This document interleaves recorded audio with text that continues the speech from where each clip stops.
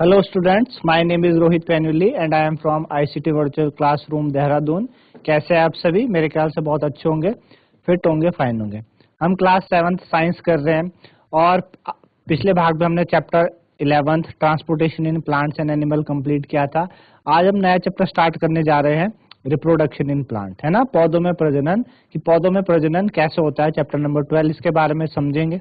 ठीक है, तो वीडियोस के माध्यम से भी हम जानेंगे आज कि क्या इस यहाँ पे चीजें होती है ना। तो इसको समझने के लिए चलते हैं बच्चों स्मार्ट बोर्ड की तरफ। Chapter number 12 reproduction in plants.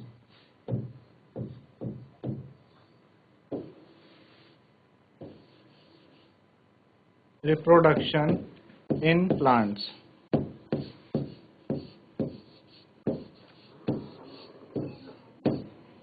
ठीक है। Chapter number 12 reproduction in plants. क्या होता है रिप्रोडक्शन से आप समझते हैं।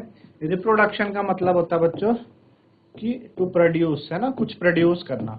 तो प्लांट में रिप्रोडक्शन किस तरीके से होता है इसके बारे में हम जानना है कि जब प्लांट रिप्रोड्यूस करते हैं किस तरीके से रिप्रोडक्शन करते हैं और किस तरीके से रिप्रोडक्शन के बारे बाद हमारे पास चीजें आती है ना। तो रिप्रोडक्शन क्या है, एक तरीके की क्या है, काइंड ऑफ कैरेक्टरिस्टिक है जितने भी लिविंग ऑर्गेनिजम्स होते हैं। आपने क्लास 6th में पढ़ा था इसके बारे में, ठीक है। तो the production of new individual from their parents is known as reproduction. Actual में रिप्रोडक्शन है क्या, एक्चुअल में आपका रिप्रोडक्शन है क्या, the production of new individuals, production of new individuals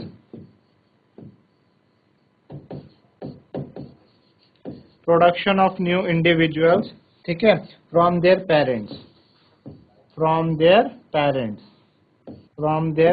parents से आपका न्यू इंडिविजुअल का जो आपका प्रोडक्शन होता है, production of new individuals from their parents, उसको हम क्या कहते हैं बच्चों, रिप्रोडक्शन। आई बात समझ में। रिप्रोडक्शन का मीन्स टू प्रोड्यूस, है ना, नए इंडिविजुअल का प्रोडक्शन होना उनके पेरेंट्स से, वो रिप्रोडक्शन कहलाता है आपका, ठीक है ना, ठीक है। But how do plant reproduce, plants जो है वो कैसे रिप्रोड्यूस करते हैं, किस तरीके से रिप्रोडक्शन करते हैं। तो डिफरेंट मोड ऑफ रिप्रोडक्शन होते हैं प्लांट्स में, ठीक है ना। तो उन्हीं के बारे में हमने इस चैप्टर में पढ़ना है, ठीक है ना। चलिए कुछ वीडियोस के माध्यम से पहले समझने की कोशिश करते हैं कि क्या क्या चीजें हमारे पास इसमें दी गई है। एक मनुष्य बीज के अलावा अन्य भागों से पौधों को उगाने के लिए विभिन्न तरीकों एक मनुष्य बीज के अलावा अन्य भागों से पौधों को उगाने के लिए विभिन्न तरीकों का उपयोग करता है। ये प्रजनन की एक कृत्रिम विधि है। हम इन तरीकों का उपयोग अपने लाभ के लिए किसानों, बागवानी, शौकीनों आदि के लिए करते हैं। इन तरीकों का उपयोग हम वैज्ञानिकों से नवीनतम जानकारी के साथ करेंगे। ये तरीके: तना काटना, ये कृत्रिम वनस्पति प्रसार का सबसे सरल साधन है। जैसे कि गन्ने, क्रोटन, गुलाब इत्यादि पौधों की एक बड़ी संख्या को स्टेम कटिंग से उगाया जा सकता है। हमें भारी पौधों से आवश्यक लंबाई के लिए कटाई करनी पड़ती है। कटिंग के लिए नोड्स होना चाहिए। तैयार मिट्टी में या तो खेत में या उपयुक्त आकार के गमले में 2 नदियां मिट्टी के नीचे होनी चाहिए और मिट्टी के पानी के ऊपर बचे हुए हिस्से को कुछ दिनों के भीतर नियमित रूप से कलियों से स्टेम कटिंग में मौजूद अंकुर एक नए पौधे को जन्म देगा। लेयरिंग, इस विधि से चमेली, अंगूर आदि जैसे पौधों का प्रचार किया जा सकता है। ये फिर से एक सरल प्रक्रिया है जो आधार पर मुख्य संयंत्र से उत्पन्न होने वाली एक शाखा है जो मिट्टी को नीचे गिरा सकती है और छू सकती है और फिर मिट्टी की सतह पर क्षैतिज रूप से बढ़ सकती है। मिट्टी के संपर्क के बिंदु पर शाखा को मिट्टी से ढक दिया जा सकता है। समय के बाद शाखा इस क्षेत्र में जड़ों का उत्पादन करेगी जिसे हम काट सकते हैं और अपनी जड़ों के भीतर पूरी शाखा को स्पर्श कर सकते हैं और विकसित करने के लिए एक उपयुक्त स्थान के बाद लगाएंगे। एक नया पौधा, एयर लेयरिंग, आम के पेड़ों को इस विधि से प्रचारित किया जा सकता है। सपोटा, चीकू एक और अच्छा उदाहरण है एयर लेयरिंग का। विधि का एक और रूपांतर है जिसे हवाई शाखाओं पर प्रणाली के रूप में वर्णित किया गया है। एक उपयुक्त बिंदु पर ब्रांच से छाल को हटाने के लिए शाखा बिखरी हुई है, अव्यवस्था वाला हिस्सा कवर किया गया है। मिट्टी के साथ और कुछ हफ्तों के बाद पॉलीथीन शीट में लिपटे हुए बिखरे हुए क्षेत्र के उस क्षेत्र में जड़ें पैदा हो जाएंगी और इस क्षेत्र के नीचे शाखा को काट कर लगाया जा सकता है। ग्राफ्टिंग ग्राफ्टिंग आमतौर पर पौधे में फूलों या फलों की उपज को बेहतर बनाने या एक ही पौधे पर विभिन्न किस्मों को मिलाने के लिए किया जाता है। अक्सर ये वांछित किस्म को संलग्न करके परिपक्व कलियों को शुद्ध गुणवत्ता वाले पौधे को स्टॉक कहा जाता है। दोनों शाखाओं का कैम्बियम स्कोन और स्टॉक फ्यूज और नई शाखा स्टॉक प्लांट के एक हिस्से के रूप में बढ़ता है। पैदावार किसान की इच्छानुसार होगी।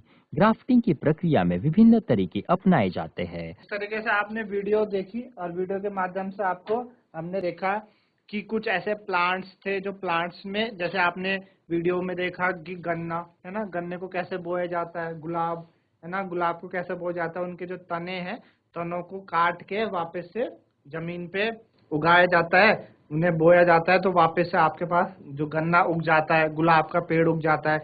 इसी तरीके से आपने देखा अदरक होते हैं जो है ना, उनको भी, उनकी भी जो जड़ें होती है उनको नीचे दबा दिया जाता है जमीन पे। तो इस तरीके से वो क्या करते हैं, एक से बहुत सारे हो जाते हैं। तो रिप्रोडक्शन का मतलब ही यही है कि नए इंडिविजुअल का प्रोडक्शन करना उनके पेरेंट्स से नए इंडिविजुअल का क्या करना, प्रोड्यूस करना, है ना।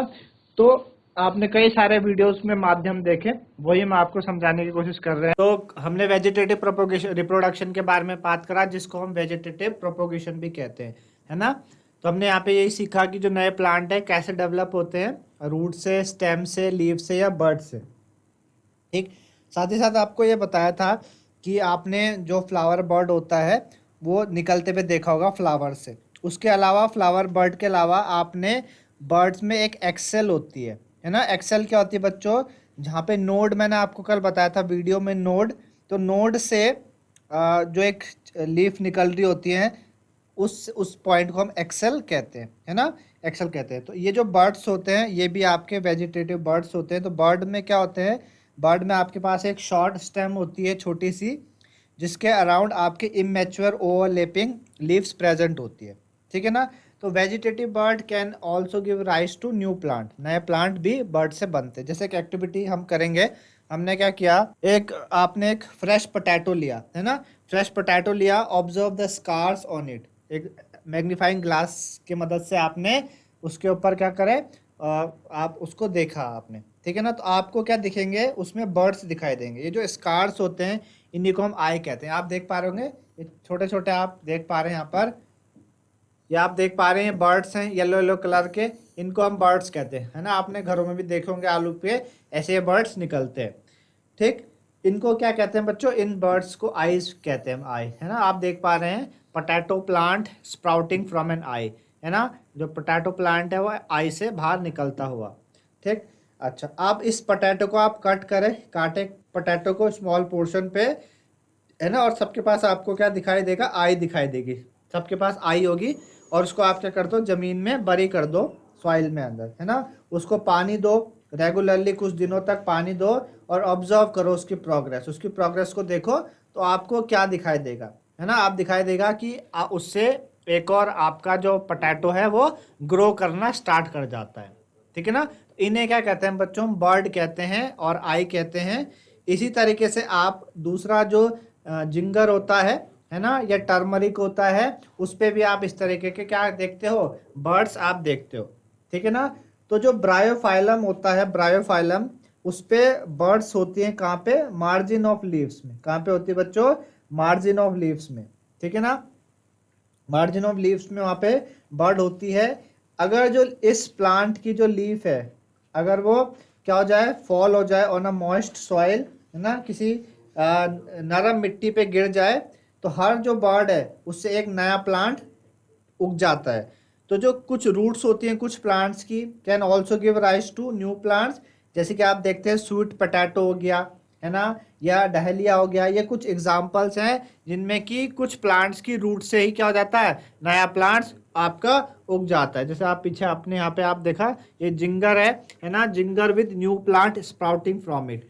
आप देख रहे हो जिंगर के पास क्या है, जिंगर से एक नया प्लांट पैदा हो रहा है। तो इस तरीके से अदरक भी जब आप बोते हैं। तो इसी तरीके से आप क्या करते हैं, सॉइल के अंदर, जमीन के अंदर उनको बोते हैं, उनसे स्प्राउटिंग होती है, फिर एक नया प्लांट वहाँ से जर्मिनेट करता है। तो आप देखते हैं कि जैसे कैक्टस हो गया, कैक्टस प्लांट हो गया, वो भी एक नया प्लांट प्रोड्यूस करता है जब उसका जो एक पार्ट है, एक हिस्सा, वो डिटैच हो जाता है, झड़ जाता है उससे, ठीक है ना, from the main plant body. Her detach part से एक नया प्लांट क्या करता है, ग्रो करता है, ठीक है ना, क्या करता है, ग्रो करता है। अच्छा, तो क्या वेजिटेटिव प्रोपोगेशन का कोई एडवांटेज है कि नहीं? तो जो प्लांट प्रोड्यूस होते हैं वेजिटेटिव प्रोपोगेशन से, वो कम समय लेते हैं। क्या लेते हैं, कम समय। वेजिटेटिव प्रोपोगेशन का एडवांटेज ये है कि उन्हें कम समय लगता है नया प्लांट ग्रो करने में, कम समय लगेगा, है ना। और जो जो इसमें फ्लावर है, फ्लावर आने में कम समय लगता है। जब फ्लावर आ जाएंगे तो फ्लावर में जो फ्रूट्स हैं वो भी आपके जो सीड्स के द्वारा जो फ्लावर आते हैं, फ्रूट्स आते हैं, उससे जल्दी काम आपका वेजिटेटिव प्रोपोगेशन के कारण होता है। तो जो न्यू प्लांट्स होते हैं वो क्या होते हैं बच्चों, exact copy of parent plant. जो न्यू प्लांट है वो पेरेंट प्लांट के एग्जैक्ट फोटो कॉपी होते हैं, ठीक है ना। और एडवांटेज क्या होता है कि जो ये असेक्सुअल रिप्रोडक्शन में काम, आपने दो चीज़ें पढ़ी, एक तो जल्दी से हो गया, जो नया प्लांट है एग्जैक्ट कॉपी है पेरेंट प्लांट का, है ना। लेटर इस चैप्टर में आप सीखेंगे कि जो प्लांट सेक्सुअल रिप्रोडक्शन से होते हैं उनके पास बोथ कैरेक्टर्स होते हैं दोनों प्लांट्स के, है ना। तो जो प्लांट प्रोड्यूस होते हैं सीड के द्वारा, है ना, जो सीड के द्वारा प्लांट निकलते हैं उसको सेक्सुअल, उसको क्या कहते हैं हम, सेक्सुअल रिप्रोडक्शन कहते हैं। तो अभी मैंने आपको बताई दो एडवांटेजेस, हमने बात करें किसके, वेजिटेटिव प्रोपोगेशन के दो एडवांटेजेस क्या होते हैं। एडवांटेज ऑफ वेजिटेटिव प्रोपोगेशन, पहला क्या है कि इन दिस प्रोसेस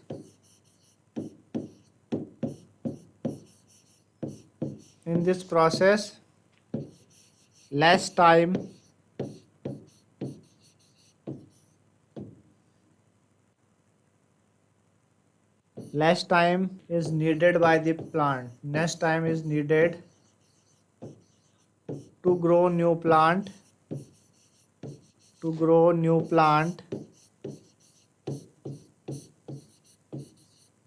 or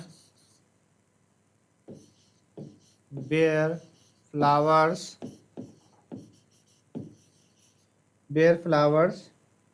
है ना, and ultimately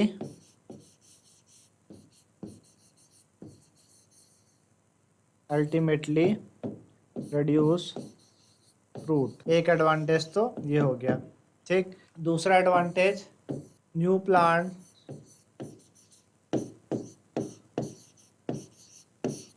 plants are exact photocopy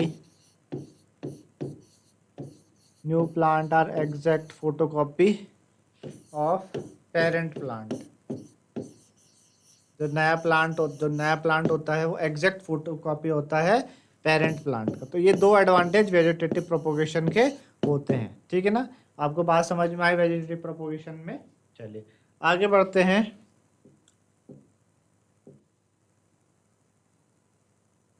ठीक, इस तरीके से आप यहाँ पे भी देख सकते हैं, एक ब्रायोफाइलम का लीफ है जिसमें कि आपके पास क्या है, बर्ड्स इन द मार्जिन में बर्ड्स हैं।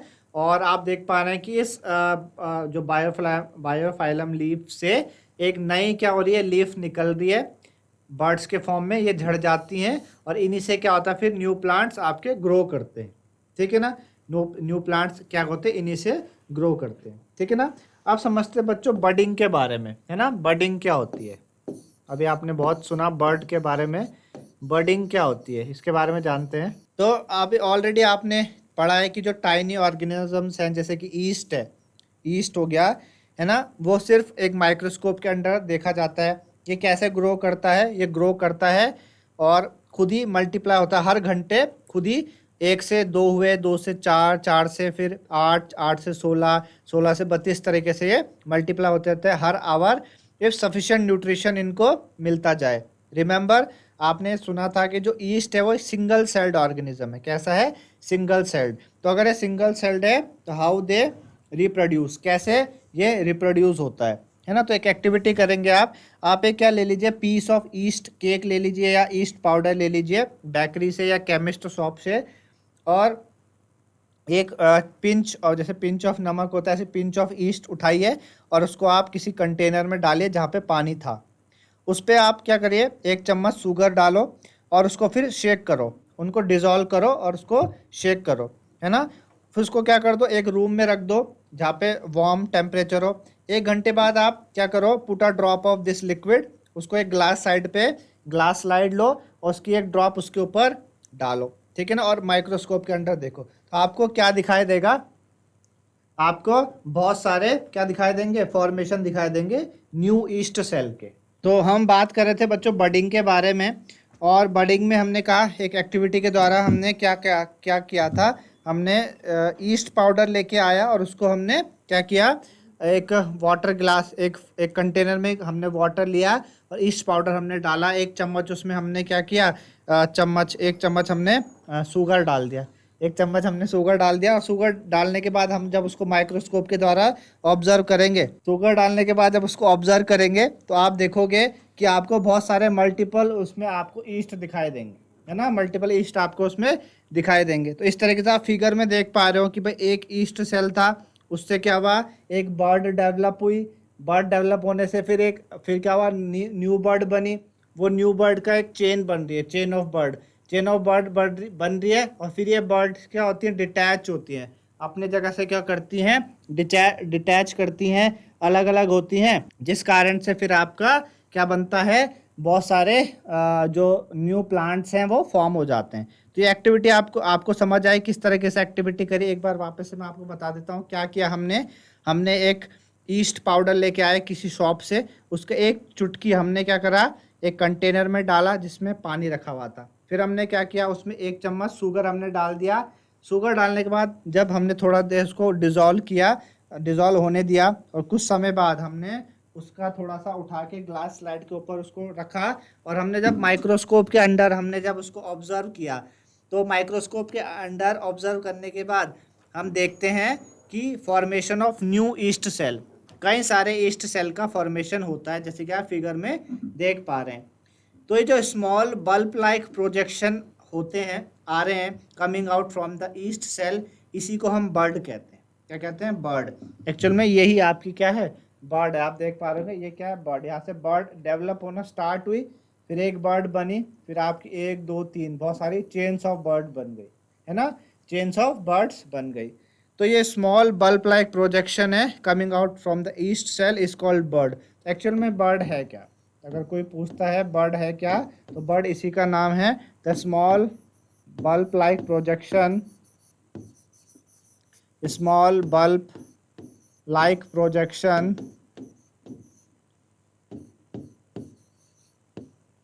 small bulb like projection coming out from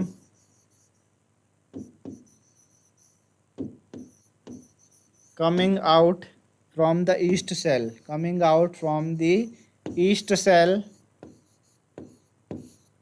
coming out from the east cell is called bird। इसी को हम बर्ड कहते हैं। तो बर्ड क्या करती है, ग्रेजुअली धीरे धीरे ग्रो करती है और फिर डिटैच हो जाती है अपने पेरेंट सेल से। पेरेंट सेल से क्या होती है, टूट जाती है, वहाँ से अलग हो जाती है, ठीक है ना। और अलग होने के बाद एक नया ईस्ट सेल बनाती है। फिर जो न्यू ईस्ट है वो ग्रो करेगा, मैच्योर करेगा, और ग्रो मैच्योर होने के बाद फिर क्या करता है, वो और ज़्यादा ईस्ट सेल बनाता है ना, बहुत सारे ईस्ट सेल बनाता है। तो समटाइम्स जो अनदर बर्ड है arise from the bird coming from a chain of bird. कभी कभी क्या होता है कि जो एक बर्ड जब निकलती है कहीं से, तो उसके साथ बहुत सारी बर्ड्स निकलना स्टार्ट कर जाती है। जैसे आप फिगर में देख रहे हैं ना, कई सारी बर्ड्स क्या हुई, निकलना स्टार्ट हुई। इस तरीके से इसी में ऐसा होता है।